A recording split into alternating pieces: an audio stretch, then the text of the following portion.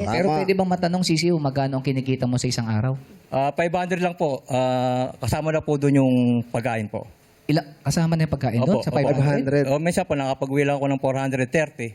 70 po yung pagkain ko. Pagkain. Oo, ilang oras mong ginagawa yung trabaho mo na yun? Depende po. Pag probinsya po, pag maaga po kayo umalis, alas 4:30, makakauwi mo kami mga alas 3. Ganun lang. Pero libre pagkain po yung pag probinsya.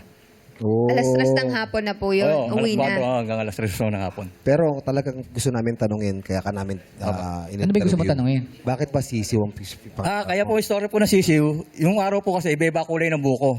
Oh. Kasi yung kung ano kulay po na nabibili sa simbahan po, ginagawa ko rin po sa buko. Kaya Ako, ang yung kulay ano. ng Sa piyesta. Oo, yung mga sisiw na may kulay-kulay. Opo, yung Palabunutan sa yun eh. simbahan po, sa simbahan po, yung po nabubunot sa simbahan, pag nagustuhan ko po yung kulay na kulay green, ikukulay ko rin po sa buko. So, ang pangalan ng tatay mo, Manok.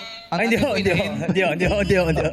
hindi po. Talaga nabansagan lang po akong sisiw sa lugar namin dahil babago-bago ako ng kulay ng buhok. Buhok. Opo, opo. Pero ngayon, black na yung buhok mo eh. Opo, parang agila na ako siguro dating ko. Agila? Tawag sa'yo? Hindi, sisiw pa rin po sa Tamana. Sisiw pa rin. Tumutungtong Doon po ako ka rin. sumikat sa pangalang sisiw. Tumutungtong ka rin ba sa ataol? Pag... Bakit doon? Magigiba po yan, magigiba po yan, magigiba.